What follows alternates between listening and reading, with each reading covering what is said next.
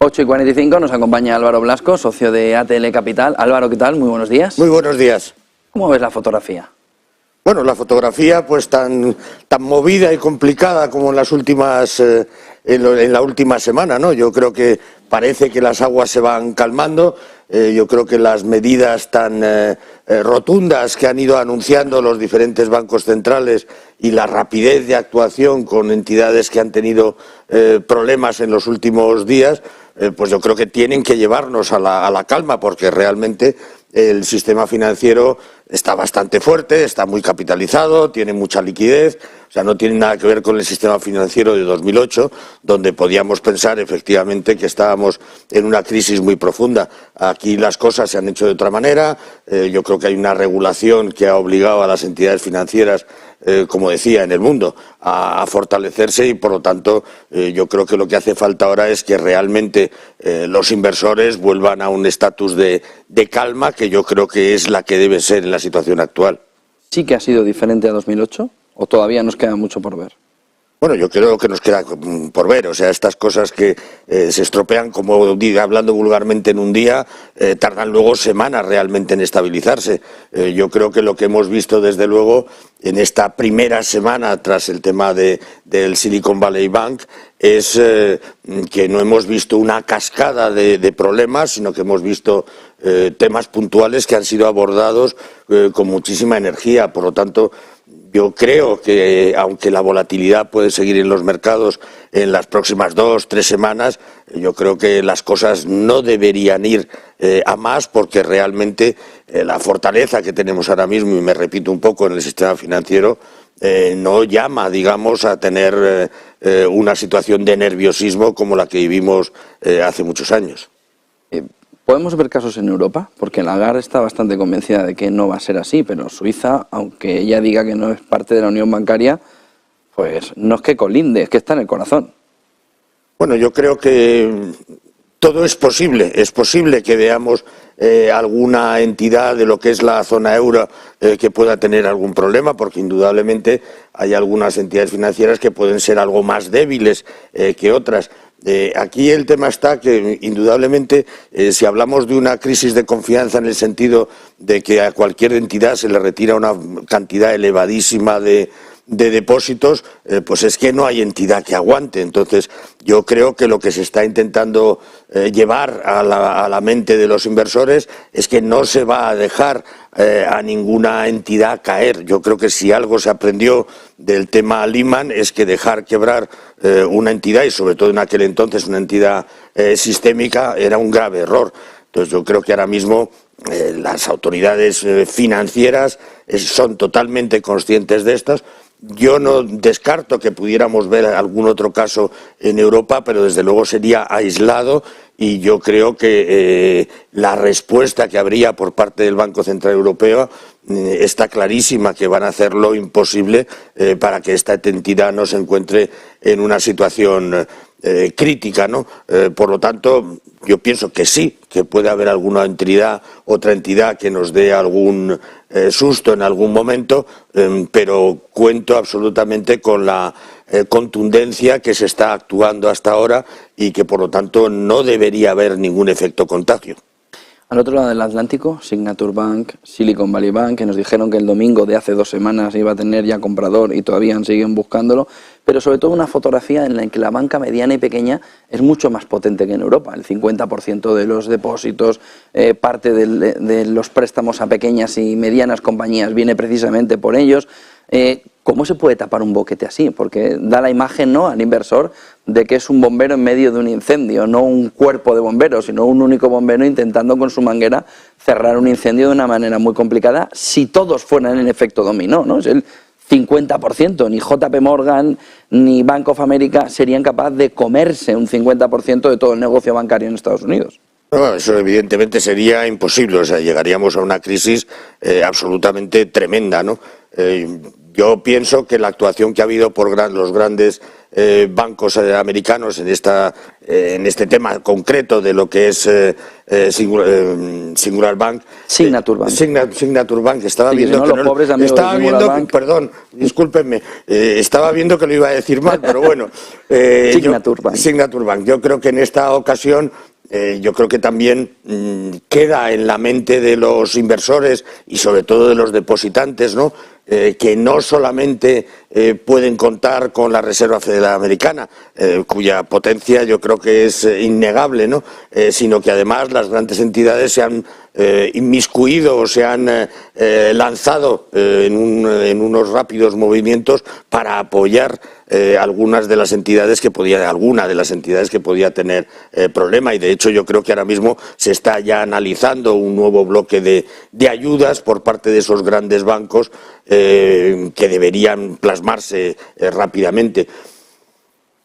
Como digo, todo es posible, pero yo creo que los depositantes han adquirido una tranquilidad importante en Estados Unidos porque ya han visto que lo que son sus depósitos están asegurados y que quien ha de sufrir indudablemente pues son accionistas y bonistas, digamos, pues en un orden de prelatura en principio que allí existe y que también existe en Europa. No, bonistas sobre todo, ¿no? Bonistas sobre todo. Y ahí entra un punto clave. Quien ahora mismo tiene un AT1, quien ahora mismo tiene un coco de la banca europea, ¿qué hace con él? Bueno, que tiene un problema en el Banco Central Europeo. Yo pienso que lo debe mantener porque, como digo, creo que no van a ir más allá las cosas, ¿no? Pero sabe que le quema eso en la mano ahora mismo. Claro que le quema, pero lo que le ha quemado sobre todo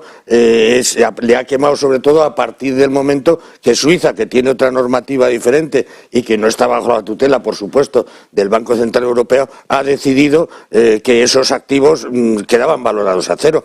Pero lo que hemos visto, lo que hemos oído por parte del Banco Central Europeo, y Lagarde ha sido contundente en ello, es que ya hay un sistema en Europa que es el que funcionaría si alguna entidad tuviera un problema, que indudablemente pasa por los accionistas en primer lugar y luego ya nos vamos a esos AT1. Los AT1 ayer, yo si no recuerdo mal, empezaron, el ETF de AT1s que hay allí en Europa empezó con una caída de prácticamente el 17% y quedó en el -5%, que es una gran caída, pero quiere decir que a lo largo del día las declaraciones que se hicieron por parte de mandatarios del Banco Central Europeo sirvieron para calmar los ánimos y saber que tienes un activo de riesgo, pero no un activo de riesgo que va a pasar por delante de las acciones si una entidad tuviera un problema. Y a todo esto nos llega mañana la Reserva Federal, subida de tipos, parece que el mercado ya espera que sea así, pero empieza a ver el bosque, ¿no? Empieza a ver que la disminución ha llegado en ese movimiento de subidas e incluso que alguna pausa en el sentido de 0,25 pero cada 2 reuniones pueda estar encima de la mesa. Puede ser, yo creo que no va a ser tan contundente como lo hemos visto hasta ahora, los tipos ya están muy elevados. Yo creo que también esta situación que se ha producido les ha permitido ver uno de los problemas que se crean cuando hay subidas de tipos tan verticales en tan poco tiempo, y por lo tanto yo creo que las subidas en Estados Unidos van a continuar. No debemos estar muy lejos de ese tope que tienen en mente para esperar y ver, y lo lógico sería es que mañana viéramos también una subida de 0,25. Si luego ya habrá 2 consecutivas más o no las habrá, o serán alternas, como tú dices, que es posible, para mantener un poco la idea de que van a seguir con una política dura, pero no inflexible en los próximos meses, pues puede ser. Pero vamos, yo creo que mañana pues conoceremos esa subida de 0,25. ¿Cuál es vuestra percepción en ATL Capital para el inversor ahora mismo? Entendiendo que partimos del más conservador. ¿Cash is king? Es decir, mirar monetarios a muy corto plazo que puedan sobrellevar poco a poco esta situación, o qué es lo que veis de cara al inversor?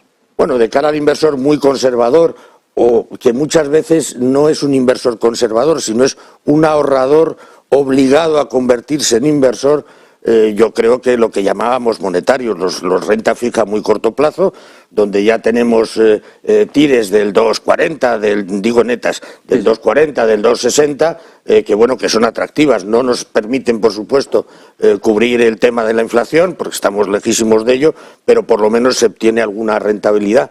Ahí siempre en el tema de los monetarios o de los corto plazo, lo que hay que tener en cuenta siempre es entrar en productos que no tengan comisiones ni de suscripción ni de reembolso para tener la liquidez que uno quiere sin ningún tipo de penalización. Y ya si vamos subiendo escalones, pues desde luego para un inversor conservador es un buen momento para hacer una cartera de renta fija. Indudablemente puede sufrir en los primeros meses, pero lo que sí, si su voluntad de inversión es a medio y largo plazo, pues primero tiene cupones ya del entorno del 3,5, 4% en grados importantes de inversión. Y por otro lado, pues en algún momento en 2024 se empezará a hablar de bajadas de tipos, etcétera, y esos precios de los bonos y obligaciones que pueda tener la cartera de ese producto, pues indudablemente se va a revalorizar de forma importante. Y a los que están en renta variable, pues un mensaje muy aburrido de no es el momento de moverse, es el momento de medir si el perfil de riesgo que hemos adoptado y el porcentaje que tenemos en bolsa realmente lo aguantamos cuando hay momentos complicados de mercado, pero las expectativas tampoco son malas. Entonces yo a esos inversores de renta variable les diría de no moverse, y aquellos que hace 2 semanas estaban hablando de que se habían perdido la subida de enero, aunque luego hemos visto ciertas correcciones, etcétera, pues puede ser momento para una parte de lo que pensaban que habrían invertido si hubieran sabido lo que pasó en el mes de enero con las fuertes subidas, pues una parte ya deberían invertirla. Una última cuestión. El punto de la recesión, ¿cómo está ahora mismo? Porque la crisis bancaria también ha llevado a que se acerque más esa curva que ya veíamos invertida a una entrada en recesión, pero no hemos llegado a ella, ni llegamos todavía. Pues no hemos llegado, parece que no llegamos en el corto plazo. Nosotros no descartamos que pueda haber una recesión, pero indudablemente lo que sí estamos convencidos es que si se produce una recesión no será muy duradera y no será muy profunda. Entonces lo contemplamos con cierta entre comillas, tranquilidad, en el sentido de que no vemos una caída tremenda de consumo, no vemos, estamos viendo también mercados laborales pues bastante fuertes y que se están manteniendo con niveles de desempleo pues relativamente bajos, y entonces no nos preocupa en exceso la recesión, porque como digo, pensamos que esa recesión suave y poca duradera, los precios que hay ahora mismo en el mercado ya se han tenido en cuenta. Muchísimas gracias, Álvaro Blasco, socio de ATL Capital, por estar con nosotros viendo esa fotografía de cómo está el momento con un inversor que está bastante nervioso. Más relajado hoy, pero me imagino que estáis viéndole, pues eso, sin dormir demasiado. Pues sí, la verdad es que se están comportando maravillosamente bien, con mucha sangre fría. Y lo que necesitan es pues que estemos todos los que nos dedicamos a asesorar pues muy cerca de ellos en estos momentos, y muchas gracias a vosotros.